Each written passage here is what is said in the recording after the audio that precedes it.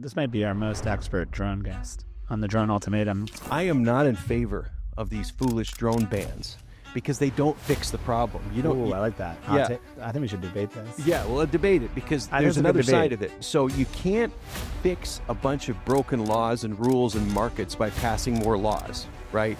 So here's my theory, and I'll just give you a little story of why I've seen this work. Todd Graetz is the co-founder and CEO of Aerolane, an aviation startup reimagining air cargo with autonomous glider-based aircraft to make flight operations affordable, fast, and sustainable. This is what's kind of broken in the system, right? It takes so long for our regulators to do things. And a lot of people try to point the finger at the FAA. The reality is the FAA is one of the most overworked, understaffed, over-obligated regulatory agencies, and they happen to be sitting on some of the most innovative leadership technologies that we can have as a country, right? So this is actually a congressional problem. What do you think the first step is to unleashing American drone company? You want to fix this DJI dominance of the market. You can get that in the United States. Companies like Skydio and Adam's team are there, but all you got to do is very simple. You don't pass bans and do all these. Very simple. Here's the rules of engagement.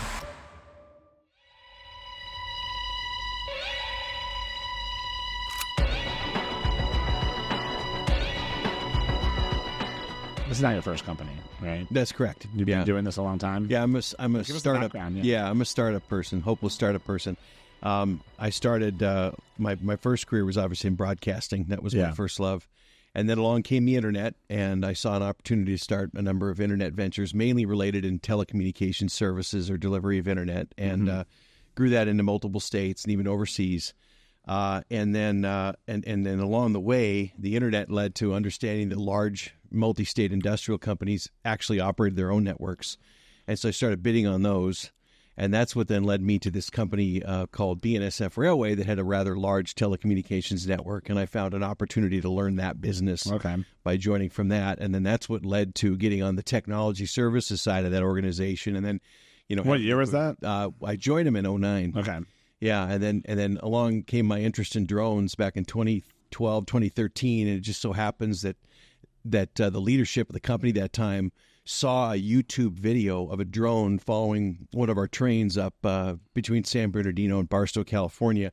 Light bulb went off, and the funny story is I heard about it, and I told my wife, I said, they're gonna screw this up. We're a big bureaucracy. They're gonna put a bunch of bureaucrats on it, and they're gonna screw it up. They're gonna get some idiot to run it, and he's going to do it wrong. And, of course, about a week or two later, I got the call. I was the idiot to start it. So that's kind of what got me into the drone side of things coming out of rail. All right. So how did that work? Mechanically speaking, you spun out a company, or did you just founded a brand new business? It was basically a startup inside of a 175-year-old company that happens to be one of the greatest venture capitalist companies in the history of the world. So, yeah, it worked out very well. So we had patient capital and a very clear mission. And we were able to build a great team, obviously, most of which is still there today. But is the entity separate now? Or? No, it's still yeah. Just imagine it's like a wholly owned subsidiary? No, imagine just a drone service organization with one customer. That's what made it so unique, right? We built a series of products for a very challenging user, which then happened to translate to many other linear asset or related companies. Challenging user in what way? Weather, distance, geography, hours of service, sensor requirements, analytics requirements. If you think about everything I've started, I've usually been way out front, almost too early in some cases. Yeah. And this is an example where we had to practically invent everything. And being too early sucks sometimes. It does suck. It's good. Yeah, it does suck. I mean, it's a death knell for entrepreneurs. Well, but what worked in our favor is we had that source of significant patient capital. So when we realized that drones that we needed didn't exist, sensors we needed didn't exist, there was no software. You have to think about back to 2013, 14, and 15. Everything we needed, we had to create. And in many cases, we go to companies like yours, and we'd say, hey, this is what we need. And you'd look at us and say, well, that doesn't exist. We said, well, hey, for enough money, could that exist? And, of course, we did. So there's a lot of things flying around today and doing things today that grew directly out of the necessity of need that we had. What's your take on DJI? I'm a huge fan, which, by the way... Me too. Okay, well, good. I still am afraid of them, but they're an amazing company. I think we can agree on that. Here's the thing. So I'm on the board of directors of AUVSI. I would tell you more of my board members disagree with me than agree with me, right? I'm on the board of ASTM, right? I'm very involved in the industry, heavily involved in politics out in D.C. I'm like usually the 2 or 3 people in the room that actually think DJI is an amazing company. I am not in favor of these foolish drone bans because they don't fix the problem. You don't. Ooh, I like that. Yeah. Sometimes I talk about how I think we should ban them, but I think we should debate this. Yeah, well, debate it because there's another side of it. There's another side of it. So you can't fix a bunch of broken laws and rules and markets by passing more laws, right? So here's my theory, and I'll just give you a little story of why I've seen this work. I take Skydio, for example. They're one of my favorite companies. Back in the early days when Adam had a little small team in a garage, they came to us with their concept. So Nick and Catherine and I said, hey, we're going to get behind this company. We're going to put some money to work. They'll make a product we need, right? We can put it, we'll work together. We'll bring in our regulator, right? The FAA, we were heavily partnered with them. We'll make a product that not only works for the rail, but works for many other companies. Yeah. That worked, and they started scaling, and of course now they're bigger than ever and everything's great. Here's the thing. There was really no government involvement except for helping us permit the operations in a safe manner. So this is the same thing. You want to fix this DJI dominance of the market, which by the way, we were also heavily involved with DJI. The Mavic Enterprise was practically created by 2 railroads and DJI. Yeah. The Mavic's amazing. It's an amazing product. You can get that in the United States. Companies like Skydio and Adam's team are there, but all you got to do is very simple. You don't pass bans and do all the. It's very simple. Here's the rules of engagement. You go to Adam and you say, Adam, whatever, whenever, however, by any means necessary. Get out of his way. A year or 2 later, they'll have a product. The problem is we cannot compete with that innovation and capital machine because they virtually have no barriers to execution. We put our own barriers up along the way. They'll pass huge funding bills and do all kinds of things in Congress. And yet when it comes time to putting the money to work on the street, there's rules and procedures and forms and barriers, and we can't keep up with them. And meanwhile, they just continue to innovate and innovate. And meanwhile, we're going to knife the industry in the back, taking away one of their best tools along the way because we think it'll somehow support the U.S. manufacturers, which it won't. It'll actually weaken the marketplace, right? You had a lack of rules, and you also have a lack of quality domestic equipment. That is not a recipe to get large-scale buyers to continue to invest in drones. Oh, wow. Okay. Monica, this might be our most expert drone guest on the Drone Ultimatum, which is the Drone Ultimatum is the name of the podcast, so we should presumably have more people like you on. Yeah, I'm very, very, I've been at this business a long time. Remember when we started, you couldn't get drones commercially. You couldn't. I had to convince Chris Anderson, if you remember him, he was former editor of Wired, founder of 3DR, and Jordi Munoz, who obviously built one of the first autopilots, to start selling us these kits out of their garage up in Berkeley, or they were in San Diego, forget both places. I mean, that's how far I go back in this. I built our first drones in the garage of Mike Mischke's house and in my spare bedroom. Right, and a lot of them wrecked too. So you're an OG drone. OG drone. Actually, Ruthie, can you pull up the picture of the DJI headquarters? I love the towers. They're just amazing. Have you seen it? Oh yeah, I have. Yeah, and I remember, if you remember when they got started with that Phantom. I mean, that changed the industry, right? But there was many other good companies making good things. It just got tough to attract capital in the face of their innovation. Yeah, go to the images like DJ. Yeah, Google image. DJ. Oh yeah, this guy sitting. Right there, yeah, right there. Good Lord, yeah, we could do that too. That's scary. Yeah, it is scary, and like you said it, they are to be scared of. It's a good. But we have the companies here in the United States, and we have the innovators. We have engineers. We have to truly unleash. We do need to unleash. What do you think the first step is to unleashing America and drone companies? I literally, and I know this is going to sound crazy and Pollyannish, and I live in the Wizard of Oz, which I do half the time. I'm a startup guy, still am. Yeah. Just let them do whatever they need to do. Yeah. Build whatever, buy whatever, hire whatever, complete deregulation, 0% money for a while. I mean, get behind them, invest in them.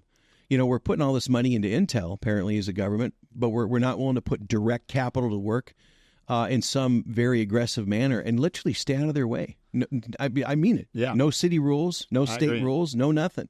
Just don't dump arsenic in the water, do something stupid like that, but just get after it and build your product. Yeah. The Intel thing's interesting because I've been watching that a lot the last 2 years. We're trying to keep that company alive. Yeah, we are. And maybe does it make sense? Maybe strategically. But if you're willing to do things like that, why can't you do something even easier? Because, again, I use Skydio. They actually don't have a problem raising capital. No. They need to be able to put it to use. Are they public yet or no? No. Okay. No, they're not. What's their balance sheet like? Do you know? I don't. Okay. I'm sure it's stronger than most in the industry. I'm sure they're still burning a lot of money. But they've raised an immense amount of money. They did. They did. And they have a really good team. And that's the other thing, right? You and I were talking about teams before the show started. I mean, they go after the best of the best they can get, and that's the reality. We have it here. We can do it. And we can beat any other country. Yeah. Right. Well, historically, I mean, if you look at Frank Zahn, is that his name, the DJI founder? Yes. Yeah, he's brilliant. I think his main first investor was it was VC. It was Excel. Yeah. And then they also have some Sequoia money in there, I think, early on. Yeah, I told all those partners at those funds, I was like, you guys made a lot of money off this Chinese product, so you guys should really feel proud of yourselves. Yeah. What did they say? They thought I was a dick.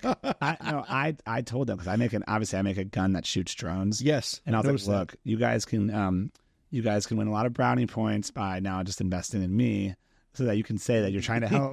Both sides, yeah. I do like the gadget I'm looking at here. I mean, that I'm told if I'm well behaved, I answer all your questions today, I get to put one of those on my SUV I take back to the airport. Is that true? I think so. Yeah, okay. Easy, done. No, I really want to put this on the back of a Cybertruck. That would be awesome. Get Elon to retweet it. Kind of right down next door, right there. Just go over there. There's I don't really love the Cybertruck, but there's it would look good with this, I think. Mm-hmm. But there's apparently I went over to that dealership right next door to our office. There's there's a backlog of 2 years or whatever. It's crazy. Yeah. And I was thinking, well, we just buy a used one then. There's a few out there. Getting the new ones, there's a big backlog. I don't think it's because it's hard to make them. Yeah. The design of it is hard to manufacture, I think. Yeah, but that was actually a pretty, because we're looking at that for our AeroCart, is that design for manufacturing process that they put together is actually second to none. Yes. So again, back to, we can build anything in this country, given the right entrepreneur and right design and access to capital. We can do anything we want. That's a great example, that product itself. Yeah, no, I mean, obviously Elon's an amazing entrepreneur. Yeah, again, all kinds of shit. Yeah, but great team, good capital, the right country. I thought about what he, I'm trying to be a really good entrepreneur. I'm working on it still. I thought about what he did though. One of his genius things is he's convinced other CEOs to run his companies. He's like a meta CEO, of different CEOs, and he tames he's like a wild horse tamer. Yeah, that's how I view him as. Well, or because it'd be hard to tame me to work for someone, but he was able to do that. You know what I mean? Yeah, he can put the right founders in each company. Well, look at Gwen Shotwell did with SpaceX. She's like a founder. She runs it. I mean, that's her deal. That's what I mean. Think about her. Yeah. She's willing to report to him. Yeah. And that's the magic of Elon. I think at the end of the day, that's what I think his real magic is. Yeah. Is that he's able to find people like her, and then they just build these awesome businesses. Yeah. Yeah. I want to get to that level. That'd okay. When you do, tell me how you did it. Okay. Right now I only have one company, and I do a lot of I run it. But that next level of entrepreneurship that he's cracked. Yeah. There's not many like that out there. No, there isn't. It's tough to do. I mean, I had 3 really challenging teams in my previous life, and it was very tough to get into the weeds and really, provide leadership just across 3 organizations like that. He's on an entirely different scale. I was thinking about, and the other, people that are really talented, our head of mechanical design and mechanical engineering at War, he's a brilliant mechanical engineer. He's able to design parts, but also have manufacturing in mind when he's designing them. That's very nice. And that's a really hard thing. He's a full stack mechanical engineer. We met him at the Stanford Robotics Lab 12, 13 years ago. Oh, wow. Love him. And I was like, we need to find another one of him to help take off some of his workload here.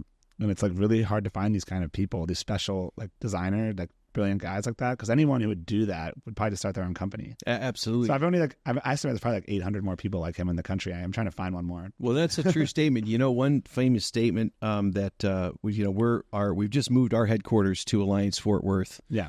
That airport, and that was obviously founded by the Perot team and obviously Ross Perot Jr. But his father had a famous saying that eagles don't flock together. You have to pick them one at a time.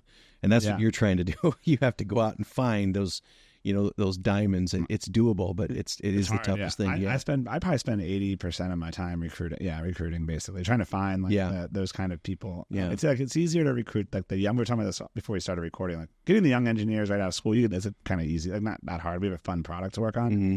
But finding those kind of unicorns to get into the business, it's like a hunting. It's like a needle in a haystack. Well, and around here it's challenging too, because I was saying, if you think about that body of talent that sits basically between Denton, Texas, and Clear Lake down by Houston, there's a lot of very large, stable, high paycheck type companies. Yeah. And when you're trying to compete against that as a cash-strapped startup, I mean, it's very, very tough. Very tough. Then it's even more difficult. So the only thing you have to offer them, I don't even think it's the equity and the money, right? It's you give them an opportunity to work on a product that changes things. And that's, by the way, our little secret. We've been able to do some really good recruiting here recently. And it's because, at least at the product level, they're really excited. I mean, they like the idea of changing how everything moves through the air, right? That in itself to get kind of interested. And then you peel away the layers and say, oh, and by the way, it's a pretty safe, proven technology, and there's minimal regulatory barriers, and we've invented all this stuff over the last 3 years to make this scalable and safe. Then you can kind of hook the talent. That makes sense. Yeah. All right, here's a drone here. Okay. What are your thoughts on like the 3D printing of parts of this? Well, that's how you get into volume, disposable mass quantity. You think right? the 3D printing better than like a factory, like Shenzhen? I'm in China. Depends. Because these are all like injection molded. Right? Yeah. So, well, here's your difference. They wanted to put 1 million of these out a month. Yeah. So, do you want to put 1 million of those out a month? Maybe, I don't know. Maybe you do. But the reality is, what's in here, the flight control system, is probably the most important thing, right? So, well, they have a system on a chip. They have their own chip. Yeah, right. Which again grew out of necessity, right? Versus our drone makers, I don't know if Skydio has they have like a 96 pin chip that does like a lot of the different parts of like what's in. Yeah. Difference is, I think that if you're doing this, you got higher margin potential here, potentially, because you're going to be making very special use things. I don't know if you ever want to compete with the Chinese on volume, but you can certainly beat them on quality and capability. Totally. In my opinion. Okay, so maybe we don't like compete on the Walmart shelves. No, just let them have it. Let them have it. I mean, what do you want? What do you want there? I mean, nothing. I mean, I think they kind of that market's done basically. Yeah, I think so. But you're saying we don't need it though? I don't think so. Let them. I mean, again, unless we're going to completely shut the market off, we let them do so many other things. Yeah, why don't we take all that energy, all that effort, and just make a superior product? You have several different niches. You have your military groups. You got your pro groups. I mean, the two areas to really focus on right now would be those military, volume based drones, multifunction drones, and then take care of the professional photographer and surveyor and infrastructure community, right, with the drones, because that's where the margins are for the manufacturers and everybody involved, and those are the ones that need an equivalent to a DJI. That makes sense, right? What so I guess on the point of like, okay, we can be have higher end drones, a little bit more capable drones for our military and stuff. But I don't know what your take is on this, but I talked to some Army people. They're not going to they don't want to buy too many drones for the military because they don't want to just have them sit rotting in a warehouse because we're not at war. No. So like there's they'll buy some, but they're not going to buy enough to I don't know, really keep many of these players alive. To sustain them. Yeah. Like how many do they need to buy a year? Like the Army doesn't want to have too many, No, but they got to pay a service and support fee, maintenance, training. There's a way to build a recurring model there. That keeps the companies afloat. That's right. Sure. But it's also why your core product, back to your original question, this thing should, with very minimal variance, like we're doing with the AeroCart, very minimal variance, this should be able to take care of both users. Okay. Right? I mean, again, take the X10, right? That had a lot of a variety of potential use cases, even before they put it in a dock. And this kind of thing could be the same thing. Okay, so what you said what's your product called? You said the air. Oh, our AeroCart. Yeah. AeroCart. Can I see a picture? Yeah. Yeah, you guys want to put up, you can put up the AC1 maybe. That's our ours. We tend to confuse people sometimes because we are so focused on a near-term product. We're starting with existing aircraft and modifying them. Oh, so when people look at our aircraft, they're like, wait, I've seen those aircraft before. What's new? The thing is, one is towing the other. And it's a near-term entry into service, near-term revenue, near-term solution for the customers. But the AC1, this automated towed cargo glider concept, this is a purpose-built, fully modernized cargo glider, right? Built on the foundation of everything we learned. This thing right here? Yeah. And that is built on the foundation of everything we learned in World War II. And you made this for the government? No. This is all commercial. We haven't. You know why we can't talk to the government right now? Because we're not weaponized, we're not stealth, and we're not a drone. So actually, even though it's not depicted here, this is just one variant. The core of our solution is crewed, front and back. It's all about commercial, and it's meant to be integrated with the national airspace in various countries. Wait, so what's this cable coming out of the front? That's the tow line. Oh. It's towed. So again, use our little drone example. This is all we're doing right now. But here's the thing. If this guy was flying anyway, why wouldn't you want to hitch a ride essentially for free? Now you're moving 2 times the payload for a very small increase in cost. So your overall costs drop. But here's the... It's actually pretty genius. Oh, well, thank you. I'd like to tell you I came up with the idea, but my co-founder Duran did. And when he first pitched me on it, and Gur, my other co-founder, Gur was by the way, he was co-founder of Amazon Prime Air, and Duran was a chief pilot. And we all met together in all these FAA committees and advisory things we did together. And when Duran first came up to the idea of the cargo glider, I thought he'd lost his mind. But it was too simple. It was too elegant. It couldn't be that easy. Now, it isn't that easy, but it the surface, it sounded like it. But then we studied it, and we started going to these museums and seeing the versions that were built. Do you know Ford Motor Company built an old-fashioned, old-tech version of this? They made 10,000 of them for use in World War II, and they were hauling the payload of the most modern Cessna regional air cargo plane today. So we're just taking what we learned there, and we're making every aircraft, 737, Cessna 208, whatever you want, we're doubling the payload, if not more. We've actually got a design that will, I don't even want to say it on this podcast, no one will believe it. It's this insane amount of payload expansion. But think about this, less aircraft in the sky, way more payload, dropping the cost. Now air service is far more affordable, can be spread even in other parts of the world. And we're complementary to all the aircraft being considered today. Okay, so wait, and then so it's like tethered basically. Yeah, it's tethered. And it's towed. Where does it where does that plug into, the yellow cord? There's a specialized hitch on both. So think about this: when you're on the highway here, there's power going through that, right? No, you don't need internet or something. We can, but you don't need it. Every trailer that you see on the road is being hauled by a semi-tractor. It's the same concept. Same with trains. We're just doing what everything makes sense. We're doing in the sky. And now, how does this, when you do takeoff, like what is it? Does it just drag behind, or? Yeah, it takes off as normal. So we're starting, if you go into the site a little bit further, there should be some video of the actual, the current aircraft flying. But we start with existing aircraft, you can see there. Oh, there we go. And one is the trailer, one is the tractor. The tractor is going to take off as normal. The trailer is just along for the ride. Oh, right? Okay. So you get a lot of efficiency. And again, these planes are old planes. They're low performance planes. They're the worst possible thing you could start with. And that's exactly why we started with them. Because if we could see our operational performance and all the capacity expansion and the cost reduction with these aircraft, we knew we could apply them to large scale airline aircraft that we're about to apply to today. Right. That video, go back to that video. So this plane, the orange plane, is your plane? Yeah, we own both of them. Yeah. Okay. We own several. Yeah. So how did this thing just drags us along and takes off? Yeah. Does it really? Yeah, it does. Yeah. Yeah, there, somewhere on there you can dig around. There's a takeoff or a segment somewhere in there where you can see it. Like that one plane that's pulling the other one is about the same size, though. No, and actually you don't have to be. This is the beauty of it. So I want you to imagine this for a second. Let's say you're just pick any plane that you want to picture in your mind. What plane is that? G5. Okay, G5. That's an excellent glider. It's an excellent glider, by the way. It's a good plane. It's an excellent glider. Yeah. Every plane's a glider. That's rule number one. Mm-hmm. Before Boeing puts engines on a 737 up in Everett, Washington, they actually call them gliders. Anyway, your G5, you'll probably own several. You got to have two. Yeah. Right? G6 or whatever. Yeah, or 700. Yeah. Oh, no. Have you ever seen Tropic Thunder? Oh, yes, I have. When he's like, Matthew McConaughey's like talking to Tom Cruise, like, you want me to a G6 airplane?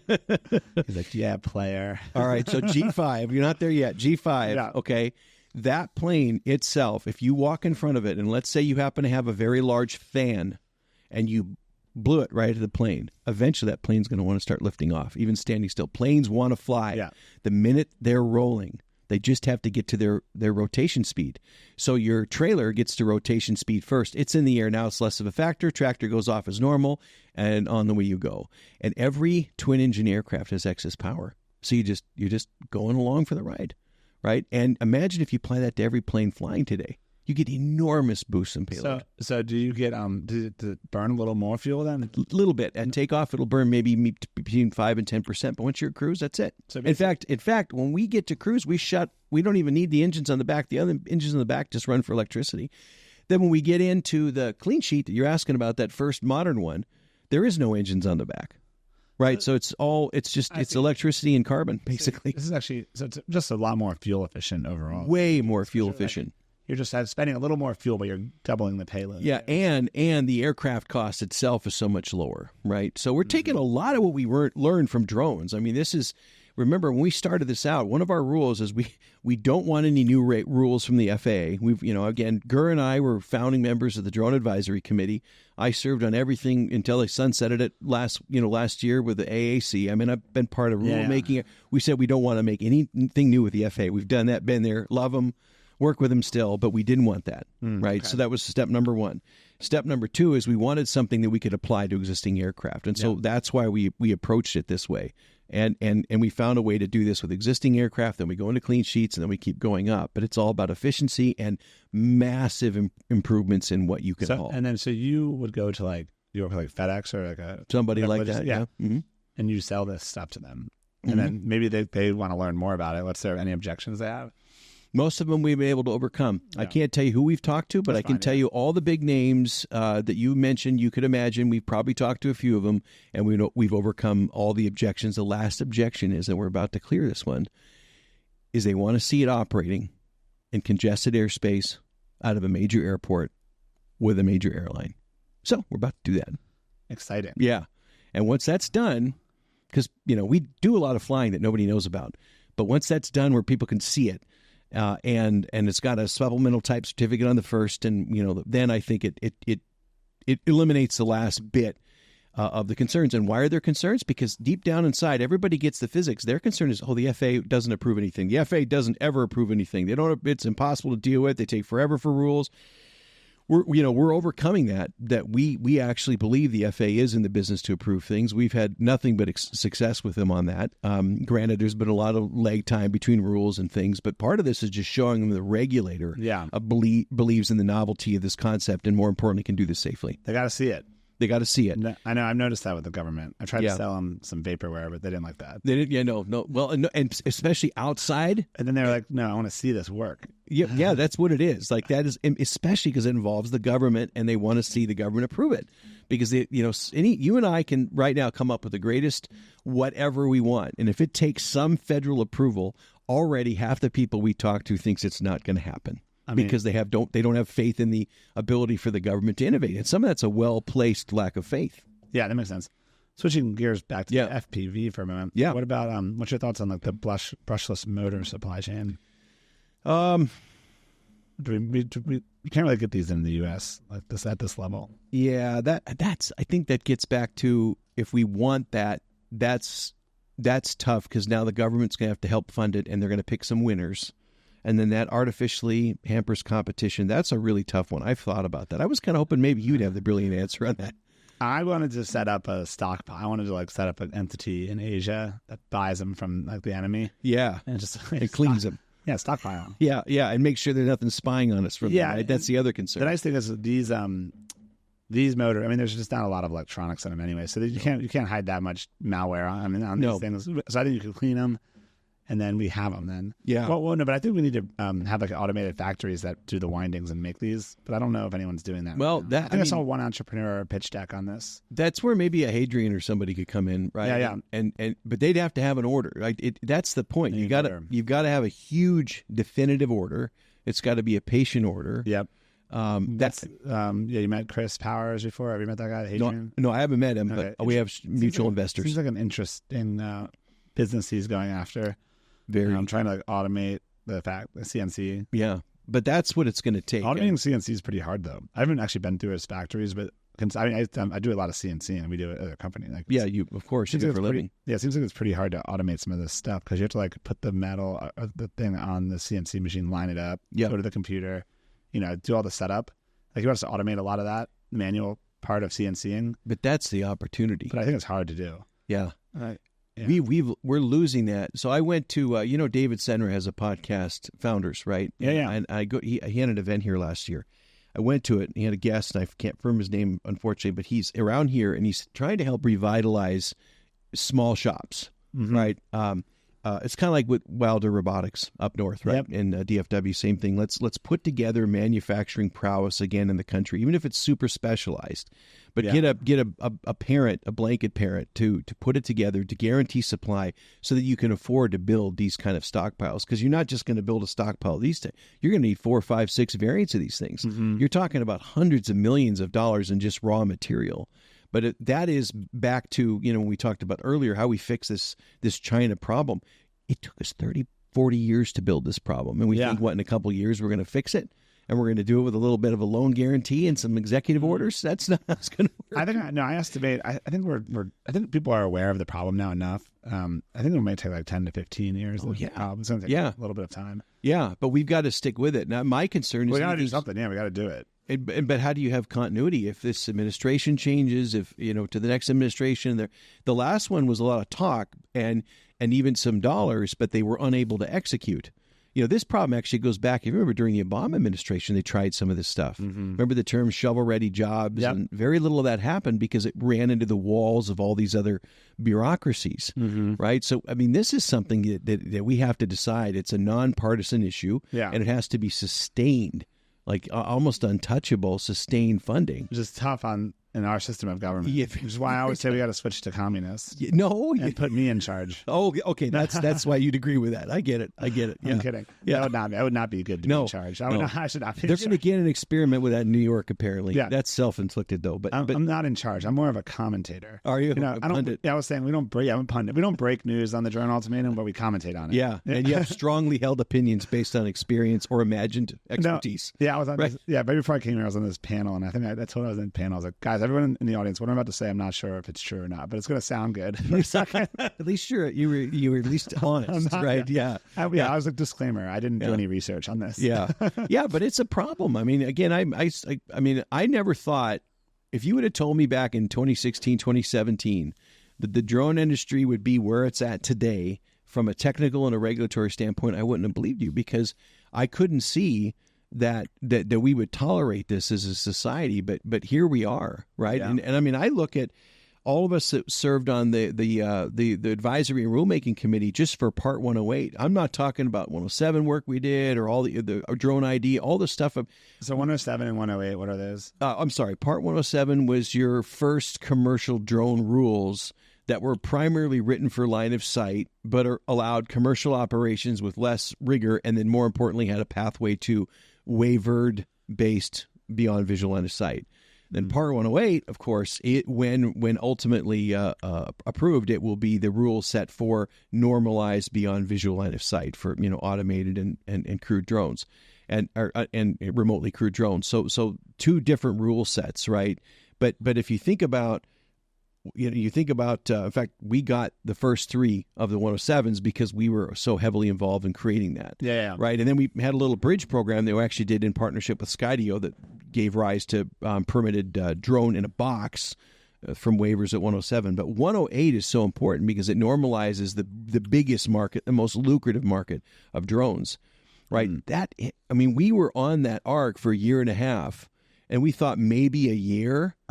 On the outside, it's 3+ years now. When it's all said and done, we're going to be 4 or 5 years, maybe, hopefully not, but truly normalized. That's just not something you can build a long-term investment strategy around. It's something that takes these unpredictable amounts of times to have normalcy from the regulations. Yeah, who wrote? And then the FAA wrote 107, 108. That's who. Yeah. So ultimately, you'll have the process is pretty interesting, and actually the FAA, hats off. They have done their job right on this. They assembled a wide range of experts. They agreed to give a lot of time in helping create suggestions of how you'd handle all of these different scenarios. Those become basically the rulemaking advisory that goes to the FAA. Then the FAA does their work on it, and then they release, which just came out a couple weeks ago, give or take, the notice for proposed rulemaking. And that's now the big scramble in the drone industry, is to give comment to the FAA of what they like and don't like and why and how to fix it. And that's going to be a scramble for the coming weeks to get that done. Because actually, if you look at the recommendations we made... Oh, this is all happening now. Oh, right now. And it's actually, interestingly, if it would have been released what we would consider on time, it wouldn't have been as big of a problem. But there's actually things in that language that are actually problematic for current operators today because they moved on in the waivers and exemptions process and have normalized operations. And all of a sudden, if this rule hits, it completely changes how they're going to approach those operations. And they did it because they couldn't wait around for the FAA. Okay. And the FAA was still doing waivers and exemptions. This is what's kind of broken in the system, right? Yeah. It takes so long for our regulators to do things. And a lot of people try to point the finger at the FAA. The reality is the FAA is one of the most overworked, understaffed, over-obligated regulatory agencies, and they happen to be sitting on some of the most innovative leadership technologies that we can have as a country, right? So this is actually a congressional problem, right? More than anything. They don't give them enough support, and every 5 minutes they're throwing something over the fence for the administrator and the team to deal with. And the last administration was really problematic because they kept pushing people into positions, in some cases for ideology reasons and not for expertise. So for a while, they didn't even have a qualified administrator, right? Yeah. And then the ones that they didn't support them. So it's been a real challenge. I mean, these career FAA people have had a hard go of it, and now you've got this huge industry depending on 108 being fully approved and actionable. And right now, it's in a nebulous state again. Yeah. Okay. And the FAA is are they a distributed organization? Or are they mostly DC area? Oh no, they're distributed, highly distributed. They're pretty highly distributed. Yeah, for all the reasons, and they're built for traditional aviation. They're not built for this kind of rapid innovation. They basically for good reason. They got drones are on their plate now, and it used to be just like they were mostly doing like other aircraft stuff. Yeah, like airports and their drones were the modelers making the little model planes flying out the RC fields. They didn't have to worry about it too much. But drones hit them hard and hit them fast. Yeah, and I mean, again, when we started, you couldn't legally commercially operate a drone. So, it wasn't until 2015 that we got something under a Section 333 exemption, it was called, so that we could start commercial operations, over distances with drones. And so the industry itself, even though many cases I've been at it maybe too long, it really hasn't moved fast enough. Yeah. Right. Compared to, say, what it could. We got to get someone from the FAA on. You should. I could come up with 100 names for you that would talk to you. We'll talk. Yeah. Make sure to take note. Yeah. We got to do that. I feel like that'd be interesting. I think it would. Come on the ultimatum. Yeah. Or some recently departed FAA leaders that might even be more willing to talk and give you a good perspective. But, I like to tell people, my aviation career started on the executive floor, the top floor of FAA headquarters in 2014. When I got into the drone business, I wasn't a pilot. I didn't fly normal planes. I had to build a team, and I went out and found some of the smartest, most experienced people. Back to our talent question, I did. I went all over, and I was very lucky. I built a team, but some of that team was built for me by the FAA and the people that they put on our various projects. And so, actually, I'm as anyone that knows me knows, I'm pretty biased towards the FAA. I'm very happy with my relationships, but both current and past. Yeah. But I'm also cognizant of the challenges they have. And I know that they're almost set up in a no-win situation, and I know how damaging that can be for especially small companies. Yeah. Have you ever thought to maybe go into the FAA and serve and help us all out? Or what? Yeah, I've already told them once I get Aerolane up and going in 5 to 7 years that I'll go work for free. Yeah, no, help them out. Yeah, you won't need the money. You know?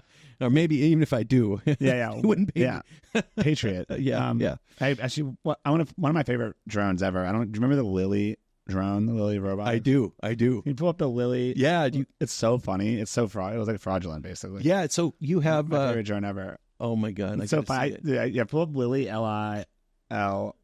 Is this it? This is it. Watch, pop this video. Yeah. This got so much Kickstarter fame when I was living in San Francisco at the time when this. I remember that, the throw and go. The throw and go. Yeah. My favorite part is when it's in the water. Hold on. This is literally. I forgot about the water. Hold on. Yeah. So when the shot follow, they're targeting like snowboarders and mountain bikers and stuff. Follows you around. Now this is just such a funny. It's a perfect marketing video. This thing never came to market though. They lost all the money. And the throw and go. That's awesome. I mean, that would have been a great tool. I mean, you could build this now. Yeah. I think when this first came out, it wasn't really buildable. Just too much. Too much calculation on board. This is the best part right here though. They throw it in. Who built? I never took the time to find out who built this because they're my favorite. Oh, nice. Totally. That's awesome. Yeah, they raised like 40, I do remember they had this. like a $40 million Kickstarter that instantly filled, and they never delivered a single one. So I remember getting questions about this because, our customers are like, why are our drones not capable of doing that? I mean, remember, our drones were anywhere from several $1 million each to, your DJI Mavics, right? Yeah. Stuff like this would come out, and I'd get an email from somebody. Why aren't we doing this? Why aren't we doing why don't we have this? Like, well, it's not possible. Yeah. It's totally fake. And they didn't believe me. I cannot tell you how many times, this was every 3, 4, 5 months for years and years and years, I was either having to explain why were we still using Chinese drones, and more importantly, why aren't we using XYZ drone? Because anything that hit social media, we'd get the question on. Yeah. There was like there's a special time in San Francisco. This was like 2013, I think, when I was living out there, and they had this. There's the Juicero. I don't remember the Juicero. I don't remember that one. Pull up the Juicero. Yeah, it's Juicero. Juicero is actually my favorite robots.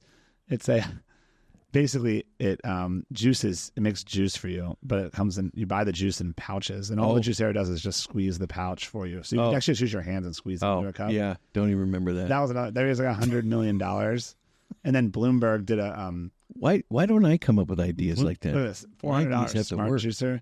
So Bloomberg, the reporters did a deep dive into a product unboxing. Remember like the unboxings? And all you do, see the pouches? Oh, I do remember this now. I remember that, and there was just nothing but problems that you didn't need the machine. Yeah, this one right here. No, this is the best video right here. Oh, yeah. This is the famous video. It was like Bloomberg did this, and it like took the whole company down in one day. Yeah. So this is they carried this one versus the other. I always equate this with Willie because they came out around the same time. So like, I don't even have the music. Do you have music? It's so funny. Yeah, I remember this. I mean, again, okay, listen. So you put the pouch in there. Yeah, and then you even though you can do it with your own and then hands. you shut the thing. Oh, the music's perfect too. Yeah. And for the people listening, we're watching the Juicero YouTube video. So if you want to pull that up later, but so yeah, it's squeezing it. So here guys, watch this. This is the best part. I mean, just hilarious. Yeah. So I never like making fun of people's ideas because I've had bad ideas too. Me too. By the way, I've had so many bad ideas. But there's some that are out there that are just a little far. And that drone that caused me some problems. The Lily drone caused me some problems back in the day. I don't like to obviously there's entrepreneurship's always about risks, being far ahead. Sometimes things look dumb. Yeah. But then they're not dumb all of a sudden. So you have to. I'm not generally making fun of it because I get that it's hard, but.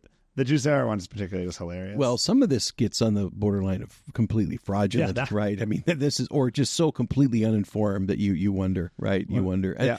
We get a lot of criticism sometimes because I think we undersell things. We're very quiet. I mean, we've been flying in the national airspace in large quantities of air, for 3 years and telling almost no one. Well, when you're trying to do something new, you have to toe the line between a little bit delusional and practical. Yeah. And the best entrepreneur, I think, they blend the two. They can be delusional when it helps, but it doesn't not to the detriment of the future companies. That's correct. Yeah, yeah, that's correct. And you do have to be pretty delusional to be an entrepreneur. Yeah, I know. Yeah. Yeah, I mean, I'm naturally a little manic. I think it's a good property, but it sometimes can go a little too far. Well, what is it? I think it was Andreessen that said this, is that entrepreneurs know the highest of highs and the lowest of lows.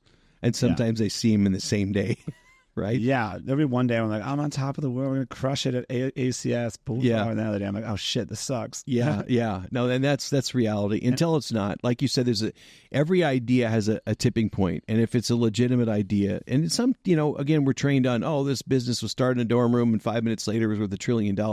Not everything like that, especially in deep tech, hardware, software integration, regulated businesses. But if you stick with it, if it's a core idea, like we're doing with ours, it ultimately works. Yes. But also, if you start out the conversation, I mean, I was in a room full of people a few months ago, and I said, literally, in X amount of years, this is going to happen. And I could see half the people in the audience in their eyes, this guy is nuts. This will never happen. And I know those same people in a few years were like, oh yeah, of course, we knew this all along. That's so funny. Yeah. Yeah, I mean, I'm thinking about the entrepreneur, Elizabeth Holmes, obviously. Yes, the blood. Yeah. The joke internally, this is just a joke though, we're Oh yeah, the product team let her down. She had it. Yeah. The product team should did what she said. Yeah, if they could only do that. I mean, really, they did screw it up. They literally couldn't accomplish enough miracles in a short enough time. And they blew it for her. And I always tell my team that too. I'm like, I need 3 more miracles by November 1. I always tell Luke, I'm like, Luke, my co-founder, Luke Allen. I was like, Luke, can you just build me a world-changing product? It's not that hard, bro. Come on, like, just do it for me. Why can't he do it? Yeah, just finish it up. Is he not working hard enough? No, he's downstairs right now. I told Probably him. Drinking coffee, hanging out. He's really lackadaisical about all of this. I'm like, bro, we got a war to fight. Yeah, Get out there. No, I'm saying some of the same words you are to our team, and thankfully they deliver. But this is tough. I mean, again, someday I'm going to get to build a software company, maybe, and I'm not going to know the word easy, right? And I'm not belittling how hard software is, but when you combine software and hardware in a regulated environment in the physical world, it's just next to impossible. It's so hard. Yeah, that's why we took so long to work through this product, is that we didn't want to do anything. We didn't want to touch any outside money or do anything unless we were as sure as we possibly could that this would work the way we think it's going to work. Yeah, I mean, delivering a finished software product to the market is very challenging. Yeah, well, like, especially in your space, even more challenging. Well, and it's always the final 20% of the build. You know, like the last 20% of finishing this product is the hardest part. Mm-hmm. It's like all the little the tweaks and changes to make it perfect, and it's like it's always hard to get to the end. And then be able to sell stuff. So that's where the magic. I feel like that's what separates the good robotics companies from the ones that fail. Is like that final stretch. Yeah, integration. Yeah. I mean, you have a product here. It's going to look very good on my SUV. I can't. It's going to look great on your SUV. Yeah. It's only 200 pounds. And, I got a rack for it. I told you I came down ready. I was told that it was going to get installed. But you have sensor systems on there. You have actuator sensor systems. You have the ballistic system. You have the machine gun. You have mounting. All the firmware, all the software. Like we don't have the again, these drones. There's like open source, flight controller code, right? Yeah, they all use the same open source. I don't know. I know Skydio's is highly proprietary, now, especially with the new navigation. Oh, I believe that. Yeah, but you didn't use any open source, right? You had to build all yours, right? I mean, mostly because this is a brand new type of product. Yeah, it's like very, very bespoke. Yeah, it's a lot of surface area. Like this is a much easier product to build now. Yeah, like there's a lot of people that have come before. It's been around. It's more of a mature industry. Sure. Than the AI gun industry. Yeah. But and then you're seeing I actually had a founder pitch me on his new startup. I think he might be in Dallas. He's doing what they do for DJI, the system on a chip. He's making that for U.S. drone makers. Okay. He has a 96-pin chip that combines a lot of the different modules that you would off the shelf buy and make a PCB out of. That will help. Yeah. So basically his idea was that, well, DJI has this component. Why don't our American drone makers have it? Sure. I mean, I don't know how it might be a little challenging business model because you're just selling an integrated circuit. But if he can convince the drone makers in the U.S. to use it, he claims it's cheaper than buying all the separate modules separately. Yeah, that's what it needs. I mean, there needs to be some, like your idea with the motors, stockpile. Maybe if some things can be open sourced, then you build your secret sauce and some of the other bolt-ons, right? The sensor integration, software controllers. I mean, you still need a moat and you still need a reason for your capital source to show up. But if you can commoditize some of these things that they're, unless you've got something, unless you've got some motor that's 96% lighter or whatever, but these key components that are controlled by this so-called enemy of ours is that's where you could start. Yeah. Do you I like that so-called enemy? Maybe they're not an enemy.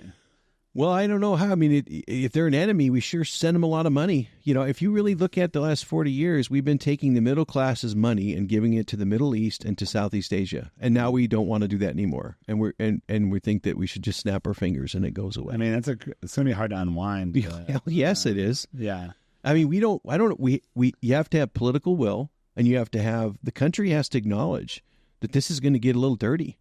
And you're going to make mistakes. I mean, usually when you stop trading though and stuff, that creates some more tension. And that's why you can't. So it's not like you can shut all that down. So you have to say, well, it's taken us 40 years to do this. We have to start bringing it back. The fiscal benefits though, can you imagine if we start bringing back real manufacturing, hard manufacturing back to this, how beneficial that will be for, you look at New York, the reason that guy may very well win is because most of the people voting for him aren't really, they're not getting the same deal. Oh, you got Zohan? Yeah. Zohan. Yeah. Yeah. Or no, Badami, yeah, whatever. Zohar, Whatever is whatever. Yeah, Call him Pol Pot. Yeah. But the point is that there's a reason for that. There's a reason, yeah. Yeah. So and this drone stuff is a great example of a lot of which could come back here, could be done quite effectively, could actually be done quite quickly, a lot faster than some of the really hard things we need to do, and provide some jobs and help with national security, and also continue to foster innovation. Because what's the other thing we've been doing? We've been educating our enemies' children. Yeah. If we call them enemies, okay, call them. We're educating their children. They're paying full tuition. We can't do that. And if we're going to do that, at least you kind of give somebody else here that cares about this country some of that same opportunity. And to do that, you got to bring the industry here. Yeah. I don't know why we can't just all get along, though. You know? Yeah, that's hard. But you know what? You know the saying, you probably know this too. Nothing changes a company's culture like sales momentum. That's everything. Yeah. So we just have to have sales momentum in this country. Bring back. Yeah. Start seeing the manufacturing come back. Start seeing the jobs. Start seeing the capital follow on. Start seeing success. Maybe we start building stuff in Gary, Indiana again. Yeah. Pittsburgh comes back. Right? I like Pittsburgh. Detroit, right? I lived in Pittsburgh for a little. Oh, that was fun. This is great. Yeah. I was in Detroit a couple months ago we had an ASTM event up there, and I was not excited. I had no interest to go to Detroit. Why do I want to go to that dump? Everybody's mean. It's falling apart. Guess what? Wrong on all levels. They are so serious about bringing things back to that country. I was just there in July. Yeah. Yeah, it was amazing. Yeah. You get the feel like it's like one of my old towns up in Montana, Butte, Montana. It used to be a world power. They made all the copper in the world, basically, until they didn't. And the place went into a 60-year tailspin. They'll let you do anything there. Yeah. You could go to Detroit, kind of like Texas. You could say, hey, my business is I'm going to dig a 1,000-foot hole in the ground. I'm going to fill it with plutonium. That's my business. Yeah. Detroit would say, okay, here's your permit. Yeah. you got 5 jobs? Great. Done. Same with Texas. Same thing. Detroit, I was at this place called Reindustrialization. Yes. That's where you met Prescott. Yeah. And we had the protesters out there. They were protesting the whole defense industry. And a lot of the Uber drivers actually loved it, though. They were getting business, driving us to the conference, and they were hoping we would bring jobs there. Yeah, and they want it. I feel like the protesters were just obnoxious, honestly. I think so too. And let's also acknowledge how much, again, back to thinking about the industrial base of this country. Like it or not, there was an enormous amount of technical innovation. There was an enormous amount of investment. Obviously, there was an enormous creation of debt through the Cold War. So even though it was for very scary reasons, I'll tell you about a book I just read that'll just completely blow you away about that. Oh, yeah. But, we created a lot. The defense industry, it's a bad rap. But, there's a lot of industries that get a bad rap. There's a lot of, I was running around Manhattan the last couple of days. You couldn't get away from the smell of dope. No. Dope used to be a bad thing. Now it's okay. Okay, so it's kind of the defense thing. Either you want it or you don't, and without it, you're not going to like the world you have. It's also created a wide range of things. Doesn't need to be the only industry. Yeah. So the sidebar is the book. Yeah. Annie Jacobson wrote it. Okay. It's called Nuclear War. Okay. It's a fast read. It's a very dark read until the very end. I'm not going to spoil the end. Put it in the show notes. You should, but it will just highlight how much research, development, industrial innovation. I think I saw her speaking about this, but I watched one of her book tours. It's a crazy book. It will upset you because it is mostly true. But it also highlights just how much. You said you were in the nuke business, right? I was a Navy nuclear engineer. Yeah, so it talks about those submarines. I mean, that is the most important part of the triad, and just the innovation it takes to keep one of those things moving left and right. Let alone able to shoot those things, out of the water, containing 4 things the size of you and I that could be independently targeted. Just the engineering and the mastery of manufacturing, that's what this country did, and we can do it again. And maybe this time not for nukes.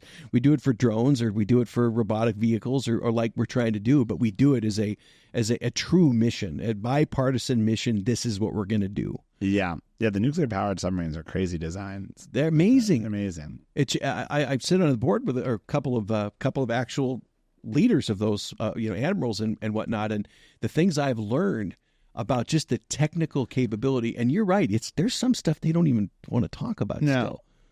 Most of the secret stuff is actually in the acoustics. Okay. Yeah.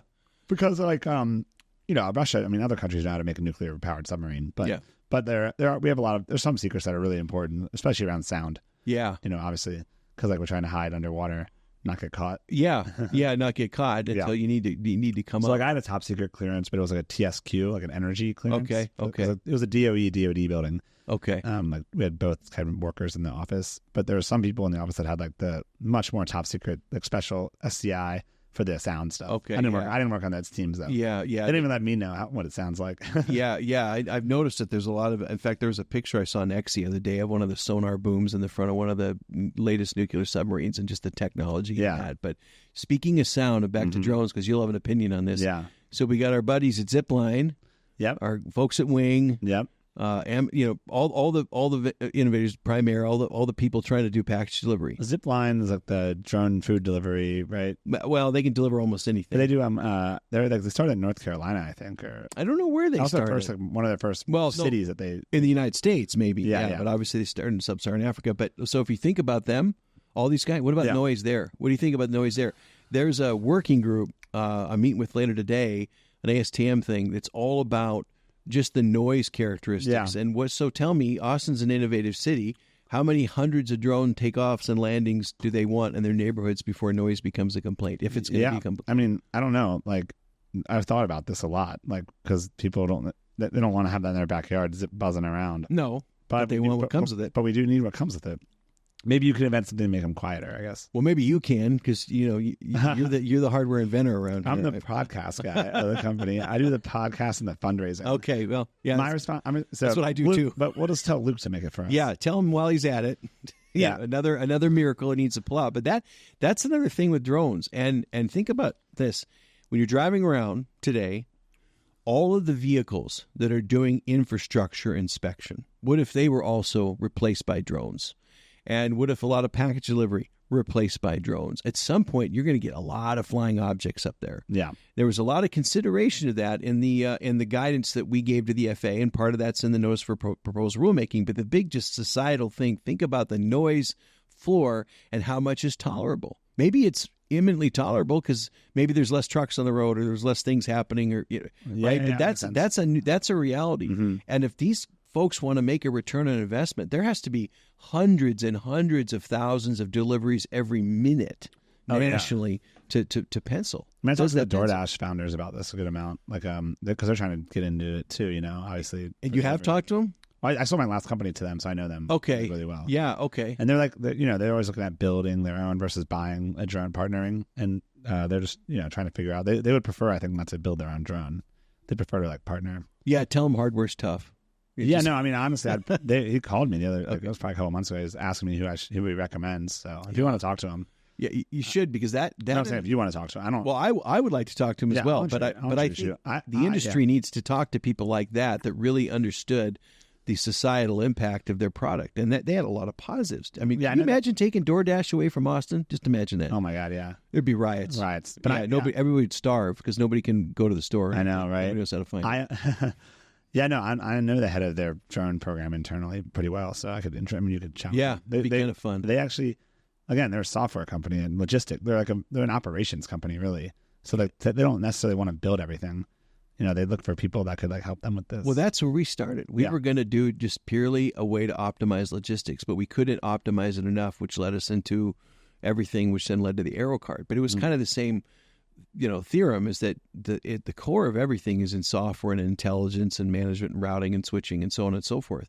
And sometimes you don't find the right device that you can match up with that software. And so in their case, their device is the car, but they're looking at other modes of transportation. Yeah. So is everybody. So you're a business startup within the company, right? Like we showed in the Well, no, Aerolane is a completely independent entity. Yeah, Aerolane it's a brand new startup. Oh, okay. Yeah, completely outside of my previous life. Yeah. Oh, okay. And it's spun out there, no? No, startup. No. Yeah, so startup, straight up. Completely startup. Yeah, we a lot of the core people wanted to pursue other things, and both my previous company and others, and we all got together and started this concept. Yeah, wait, but what was the thing you mentioned with the patient capital and internal? What was that? That was all of the massive drone organization we built for the railroad. Yeah. And I say massive, it wasn't actually huge inside of that railroad, but we had all these customers and we had all these other things happening, but it was one company, but it was all the network of vendors and contractors and regulatory teams and pilots and field service. So it became quite big at times as we were moving things through the regulator and researching things, but it was a start in basically with one customer. Yeah. So separate. What was the rest of the company doing then? Well, we had the core was the flight ops, but then remember, you can fly a drone all you want. That's fun until what are you doing, right? You have to take a picture of something. You have to take a measurement or something. So we had to develop a lot of the core analytics software. We had to develop the sensor systems with other vendors. So we would go to the Trilliums and the Overwatches, right? And they would build certain custom sensors for us, very bespoke, which then they were able to sell. You name it. In fact, I kick myself because I remember back in mid-2015, we were building a supercomputer out in the middle of New Mexico along the railroad right-of-way, and it was going to suck in all this data we were gathering after flying hundreds of miles back and forth with this automated bird. And Jennifer Player, she's with Skydio now, she kept handing me these. She kept telling me that we have to pay for these things, and she said, "Yeah, you're going to want to go with this NVIDIA stuff. They know how to move through the data pretty quickly." And I'm like, "What is this NVIDIA? They make game. I'm not going to put a bunch of gaming stuff in here. What are we doing here?" I wish I would have listened to her. We put a lot of them in. It did a good job. I didn't quite connect that to the, wouldn't that have been nice back in 2015? Stock, Yeah, when it was like $8 back then. But we had to develop a lot of those core products, which then spun out into other parts of the company and provided, services. Look at it this way. When you're a large infrastructure company, I don't care if you're a railroad or you're a power line or pipeline, you have enormous geography. You have all kinds of moving pieces. You have Mother Nature that always hits you at the worst possible time. You have customers that actually want the power on. They kind of want that heat coming in or the electricity, or they want their stuff on the rail, right? So you're it's a constant assembly line. And so you use technology to make that more efficient, make it safer, make it lower cost, do whatever the case may be. So when you take technology like drones or robots or some of these other things and apply it to those companies, you can end up doing quite a bit of good. And my previous team is rolling out a system where they have drones that are highly automated and also special camera systems on various things moving around rail yards, and they're constantly checking the inventory and the movement of these thousands upon thousands of assets that are moving around a yard at any given time. That's something a human can't do, right? But it's the fusion of hardware and software and data, and that's what we got really good at doing. It wasn't just that we had a drone or we had to do everything. If you think about 13 through about 17, 18, there wasn't a lot of stuff that was up to our caliber, so we had to build it all. And then ultimately, companies came along. That makes sense. What talk about like your market opportunity and sizing for Aerolane? Yeah. Oh, it's huge. If you think about this, I'm just going to use an airport I see. Just take DFW, for example. They land about 180 planes an hour, okay? And so just take 10. So call it, give or take, there's about 1,800 planes at any given time that are in the national airspace. Okay, and let's just say maybe 20% of that at any given time. So call it, just round it up. Let's say 400 planes, right? 400 planes at any given time are moving freight of some kind. If we can make those 400 planes, this is just one example, operate like, 800 planes, all right?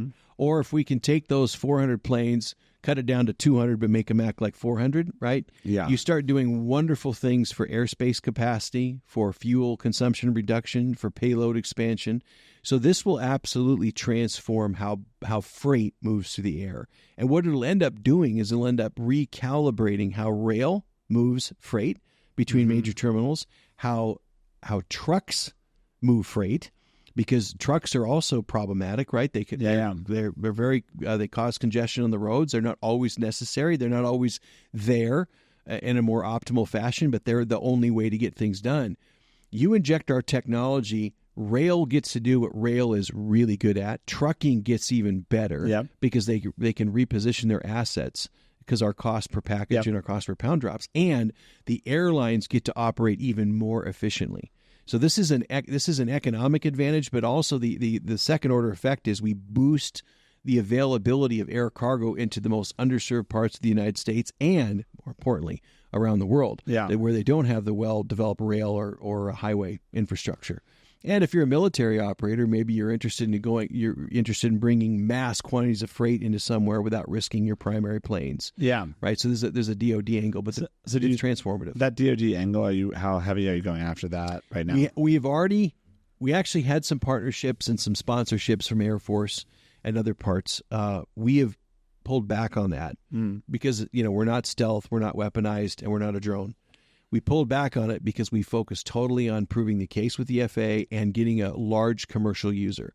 Once that's done, we'll go back and see the folks in DC. They've been very, very supportive of us, by the way. Because they like the dual use, maybe you have this other revenue stream, and then you can come into the DoD. Well, and have you ever been to AMARG outside of Tucson? No. All right, yes, it's Tucson. So that's where you've heard of these aircraft boneyards, right?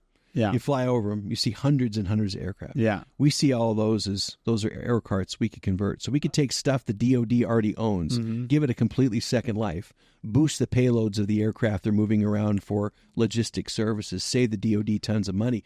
Actually, the Secretary of Defense and one of his people in his office are just arranged a trip for us out at Andrews, and they let us crawl over a few birds out there. We were literally out there when Air Force 2 was out there. That's cool. They let us on base, and we crawled all over to do some more measurements and analysis for, you can see on the picture there, great thinking. So, that's a bunch of B-52s, but the case is that facility, and there's commercial variants like it.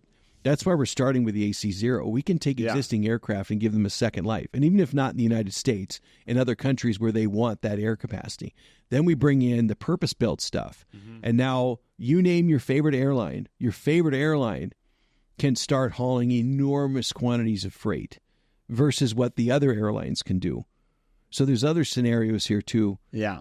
Like, for example, what if you didn't pay as much for your airline ticket because now your commercial operators is hauling freight alongside, right? There's all kinds of other things that happen when we bring this clean sheet design, because we're going to take this all the way up to the size of 777 aircraft. That's crazy. So when next time you're flying around, and if you were to see a 777 hauling a 777, what are you going to think?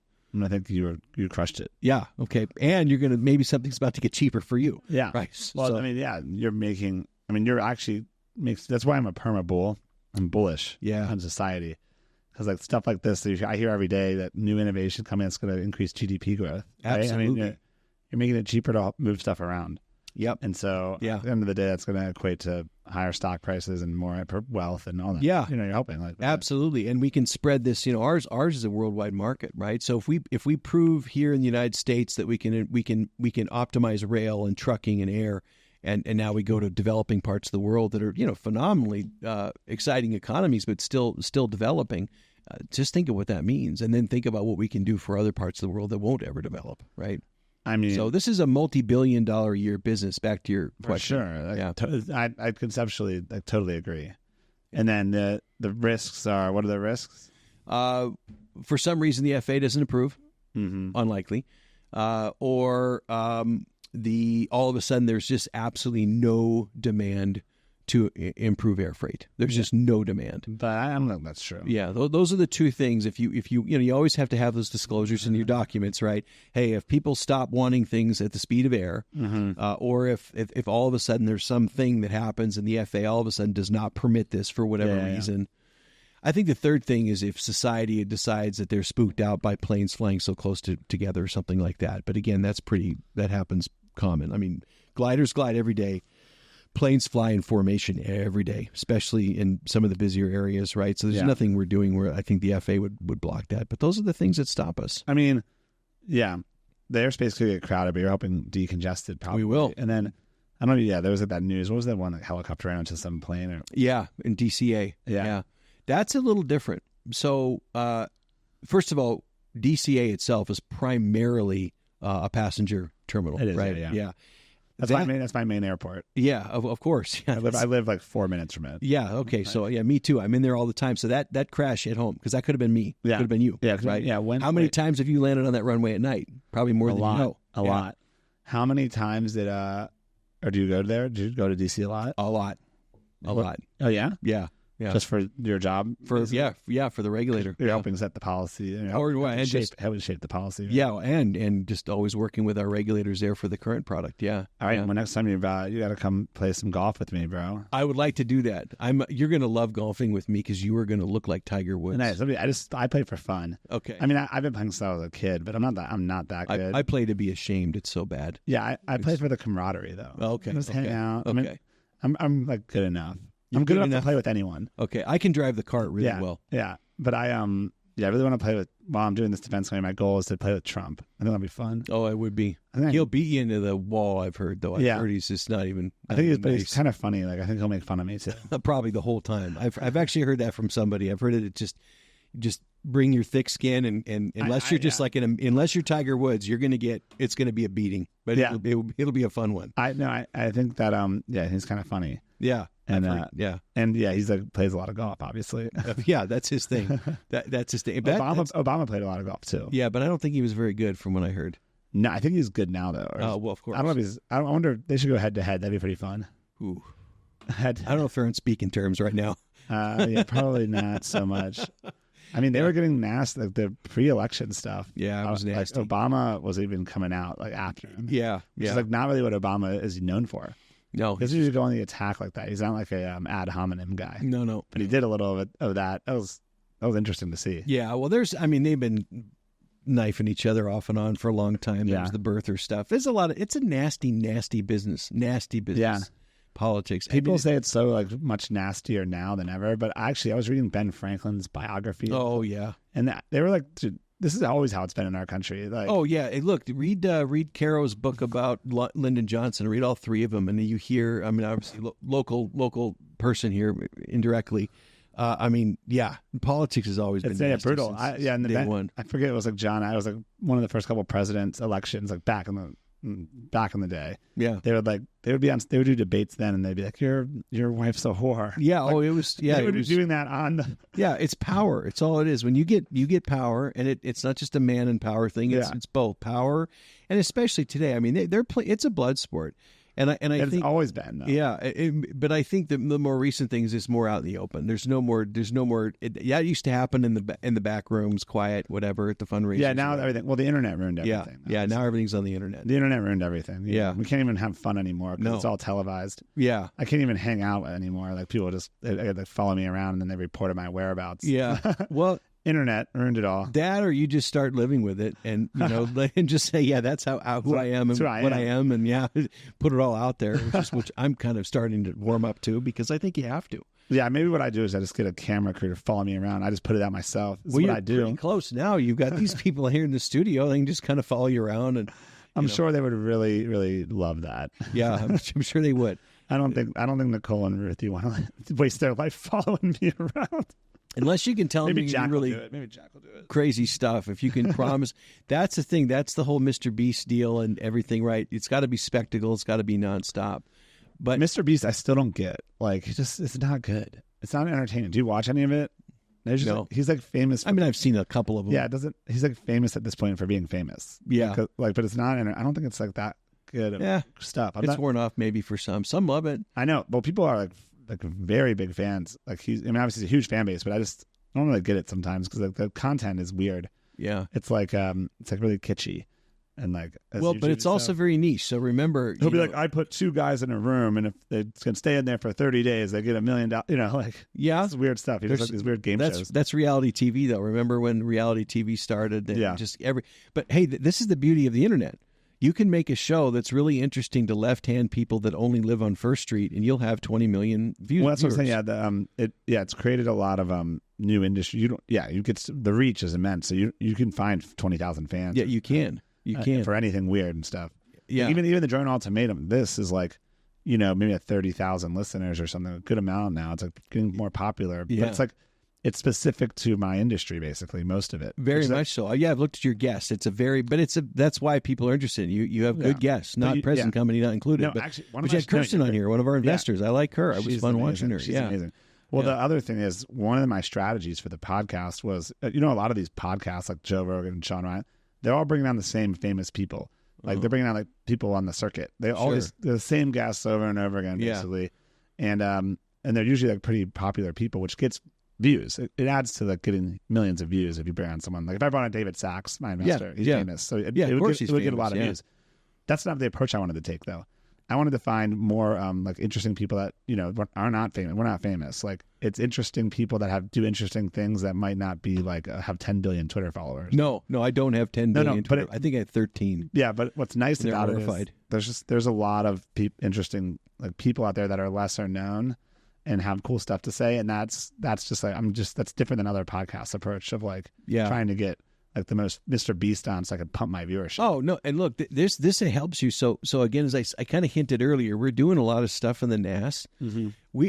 If I would tell you everything, it would probably bore you to death. But if I could tell you everything I've actually done since 2013, name names, companies, whatever, okay, it'd be really interesting.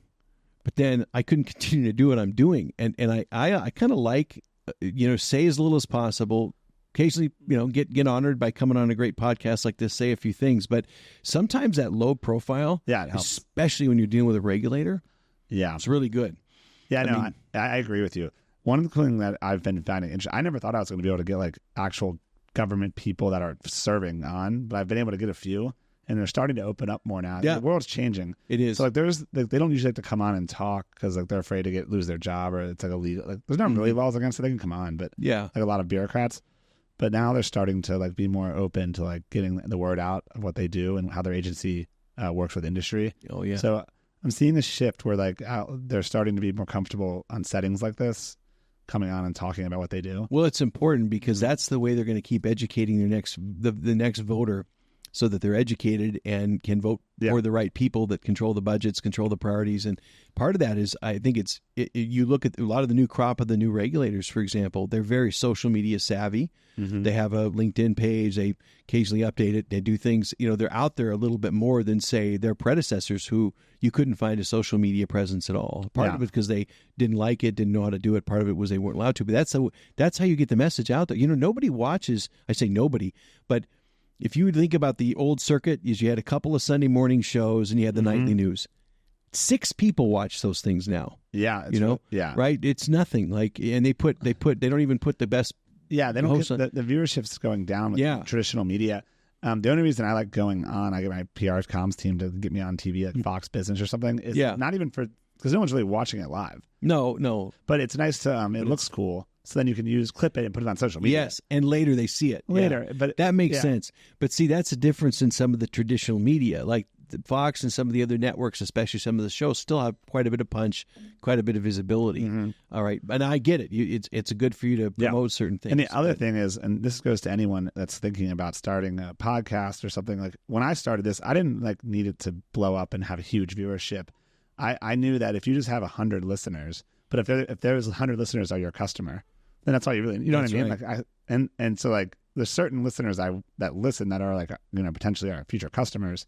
So you don't need a huge amount when you're doing a B2B podcast. That's right. Like this is not a consumer podcast.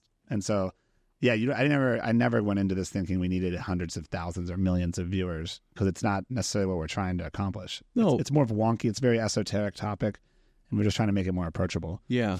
Well, and you're doing it. I mean, you're definitely. You're making it easier for people to understand what's happening directly from the source too, which I think is really important, because it's a trusted source. You're at least you biased or otherwise, you're getting the facts. It's not filtered through some editors and producers. No, I'm a trusted source. I'm trying. It's a public service here. It is a public service. I actually believe what I was saying. I looked at your guest list before.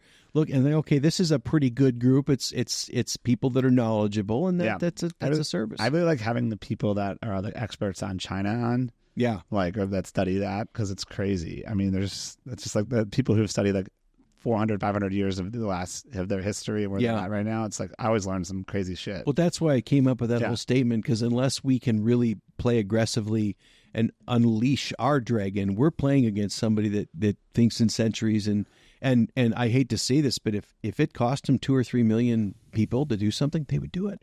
Yeah. I mean, they're making up for things that we can't even possibly understand, done long ago by God knows who, for what real reason. I mean, it's not just us. I mean, they still are angry at what the United Kingdom did to them all those years ago, right? I mean, yeah. So you're talking about, you're up against somebody that is very serious and has the political will, and at least for now, the capital, for now both, to do some things to really harm us.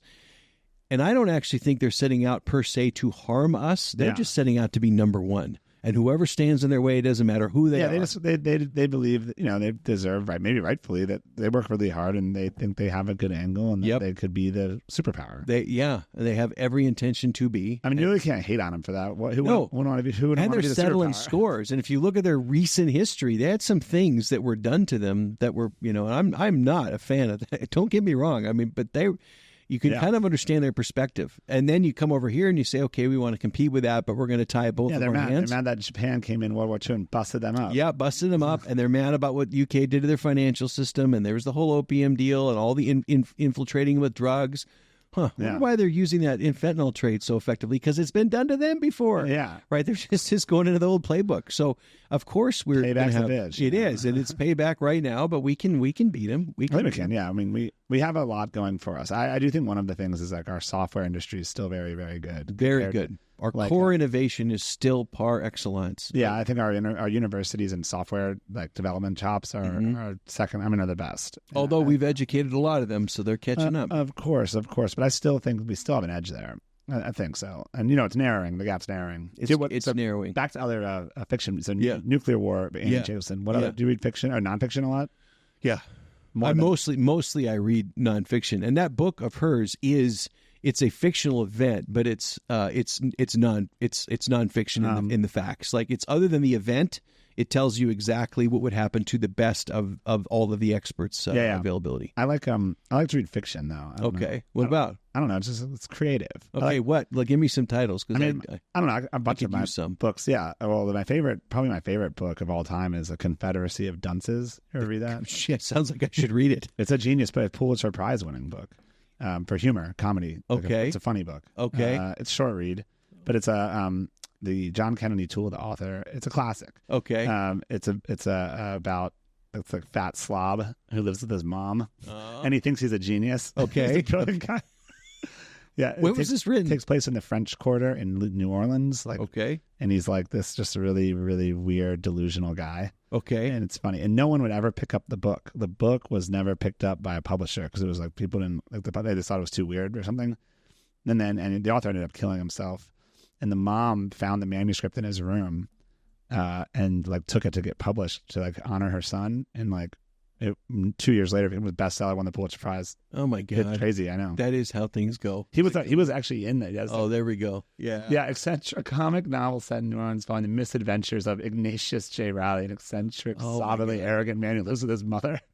Well, Ignatius fancies himself a misunderstood genius. I know what I'm listening to when I head back north. No, you got Railing Against. Is it on Audible? I'll check. Oh yeah, dude, this is a classic. Oh my God, I can't wait. The inscription on the front of it says, I think it's when a true genius appears in this world, you will know him by this sign, that the dunces are all in confederacy against them, against him.